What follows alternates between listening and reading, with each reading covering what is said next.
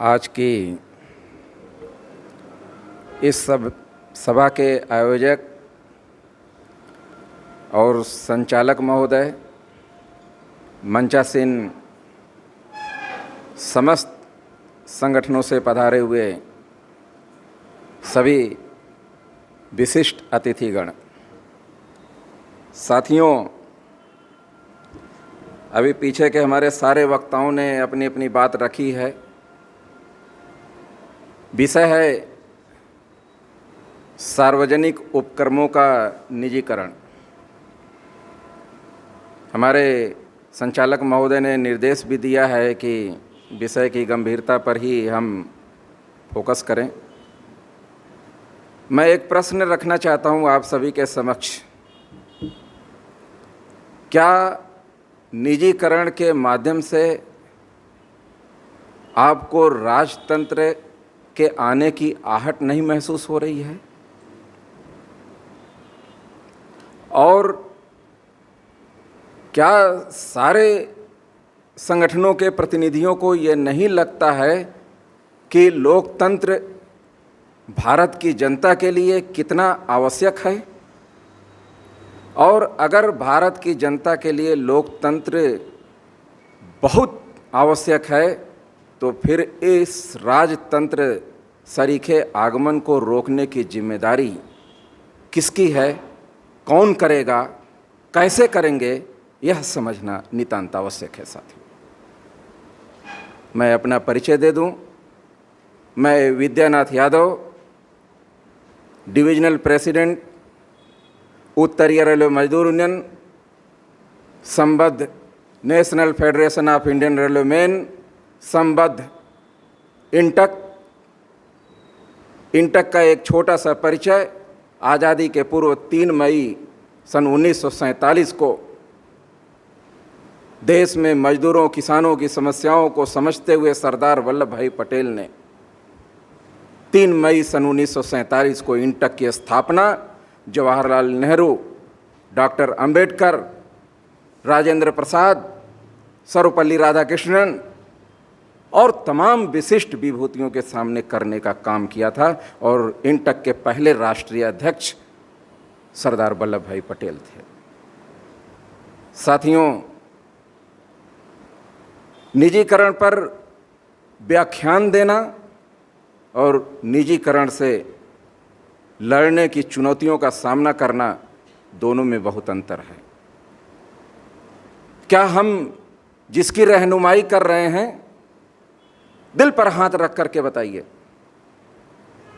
कि जिसकी रहनुमाई कर रहे हैं, अभी हमारे साथी ने बताया एनपीएस के ऊपर, क्या सारे श्रमिक संगठन के प्रतिनिधि, सारे संगठनों के प्रतिनिधि क्या एनपीएस के ऊपर आंदोलन नहीं चलाए हैं? लेकिन एनपीएस के महत्वपूर्ण मुद्दे पर क्या एनपीएस में काम करने वाले लोगों का आपको सहयोग प्राप्त हुआ है? एनपीएस में काम करने वाले कर्मचारियों की निष्क्रियता यह नहीं बताती कि एनपीएस का आंदोलन काफी कमजोर हम चला रहे हैं। हम केवल एनपीएस के आंदोलन में सबसे ज़्यादा भागीदारी अगर किसी की होती है तो पुरानी पेंशन स्कीम के साथियों को होती है। साथियों, और अगर हमारे साथ एनपीएस के लोग नहीं जुड़ रहे हैं तो क्यों नहीं जुड़ रहे हैं, उस पर विचार करना पड़ेगा। हम जो मूलभूत कारण समझ पा रहे हैं इस निजीकरण को न रोकने के पीछे, उसका एकमात्र कारण मुझे लगता है कि हम जिन संगठनों की रहनुमाई कर रहे हैं, हम तो उद्योगपतियों से लड़ने चल रहे हैं जिनके पास भारत की 75% पूंजी उनके हाथ में है। और ऐसे दानों से लड़ने के लिए हमारे पास जो लिटरेचर है, हमारे पास जो संसाधन है, अभी भी 1947 वाले हैं। क्या हम जिन लोगों की रहनुमाई कर रहे हैं वो इतना एजुकेट है? 93 की मेरी ज्वाइनिंग है साथियों, तब भी मैं सुनता था ठेकेदारी प्रथा बंद करो, निजीकरण बंद करो। जो भी साथी हैं वो बिल्कुल ईमानदारी के साथ इस चीज़ को स्वीकार करेंगे। ये आज नई चीज़ नहीं है, ये कोई मतलब हम सरकार के ऊपर आरोप लगा दें कि इस सरकार ने किया, उस सरकार ने किया। सच बात तो यह है कि पूंजीपति जिस सरकार में, जिस व्यक्ति में, जिस आदमी में, जिस व्यक्तित्व में जितनी चाबी भर देता है वही सरकार बन जाता है, वही जो है हमारा जो है नेता बन जाता है। साथियों, हमारी असली लड़ाई पूंजीवाद से है, जिसका एकमात्र मकसद मुनाफा कमाना है। आप समझने का प्रयास करें कि सरकारी कर्मचारी, हम निजीकरण पर बात कर रहे हैं, यानी सरकारी उपक्रमों को बचाने के ऊपर बात कर रहे हैं। सरकारी उपक्रम का मैं एक विस्तृत, जैसा कि मैंने केंद्रीय श्रमिक शिक्षा बोर्ड कानपुर में मैंने 40 दिन की ट्रेनिंग ली हुई है। साथियों, मैं एक डाटा रखना चाहता हूँ। भारत के कुल आबादी का 55% कुछ नहीं करता है।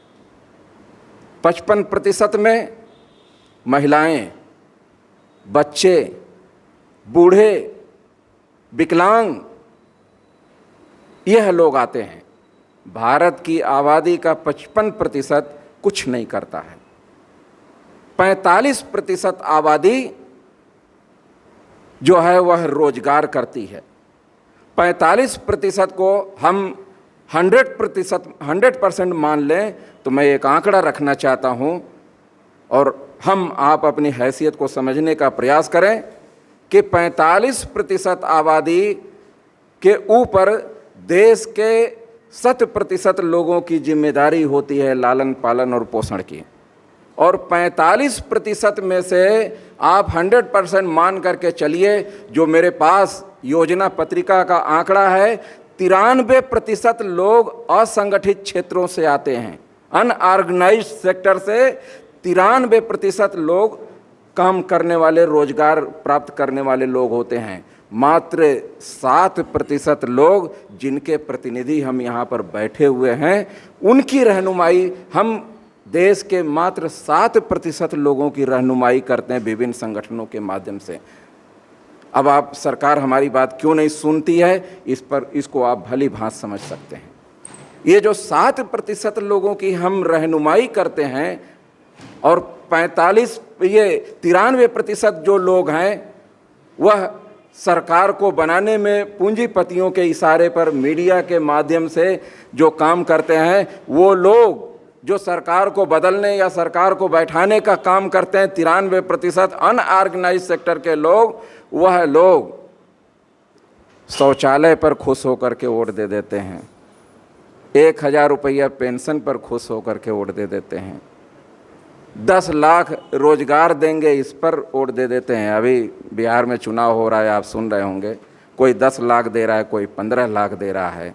सच बात तो यह है साथियों कि देश में बुलेट ट्रेन चलाई जाती है, वह 2 करोड़ उन लोगों के लिए चलाई जाती है जिनका योगदान सरकार को बनाने में होता है। आज देश को मेट्रो की ज़रूरत है। शहरों में जो शहरीकरण का जो विस्तार हुआ है, उसमें ज़्यादा से ज़्यादा मेट्रो पर विस्तार होना चाहिए, मेट्रो का विस्तार होना चाहिए, मेट्रो का विकास होना चाहिए। लगभग उत्तर प्रदेश में भी 2-3 साल तो हो ही गया है सरकार को। मेट्रो जहाँ से छूटी थी उससे 1 इंच भी आगे नहीं बढ़ी है। हमें देश के 90% जनता को बुलेट ट्रेन की ज़रूरत नहीं है, लेकिन देश के 45% जनता को मेट्रो की सख्त ज़रूरत है। लेकिन ना, मेट्रो आम जन सुविधा की चीज़ है और उस पर किसी का भी कोई फोकस नहीं है, किसी भी राजनीतिक पार्टी का कोई फोकस नहीं है। हम जब वोट देने की बारी आती है तो हम केवल और केवल ये देखते हैं कौन मेरी बिरादरी का है, कौन मेरे धर्म का है, कौन मेरी जाति का है। क्या सांप्रदायिकता के आधार पर या जातिवाद के आधार पर या परिवार के आधार पर चुनी हुई सरकार आपका भला करेगी? पहले अपने जाति, अपने बिरादरी, अपने परिवार का भला करेगी। चेतना पड़ेगा। वोट देते वक्त हमें यह ध्यान रखना पड़ेगा कि हम किस विचारधारा को वोट दे रहे हैं, किस विचारधारा को आगे हमें बढ़ाना उचित है। क्या 70 सालों में देश ने बिल्कुल भी तरक्की नहीं करी? अगर 70 सालों में देश ने तरक्की करी है तो आज सरकार उन्हीं 70 सालों में तरक्की जो की हुई है उस तरक्की को बेचने का काम कर रही है।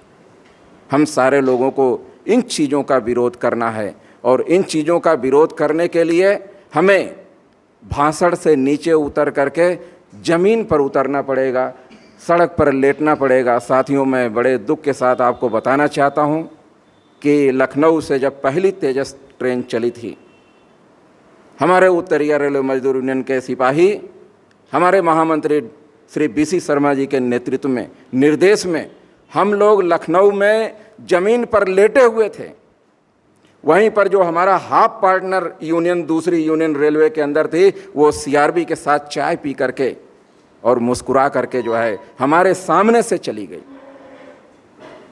इसका मतलब क्या है कि अगर आप कोई लड़ाई लड़ रहे हैं तो याद रखिए, लड़ाई में आप अकेले हैं, लेकिन सरकार की मुखबिरी करने वाले लोग, पुलिस की मुखबिरी करने वाले लोग, आपकी कमियों को जो है सरकार, पूंजीपतियों और दूसरे लोगों को बताने वाले लोग, आपका भाई ही कोई है जो आपको कमज़ोर कर रहा है, आपके आंदोलन को कमज़ोर कर रहा है।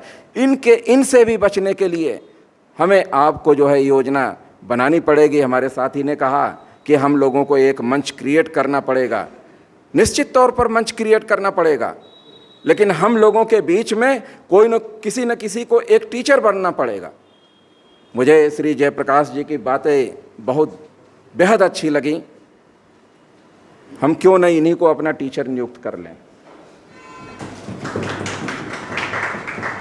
मैंने प्रेरणा लिया है, मैंने एक से एक भाषण सुने हैं, लेकिन आपने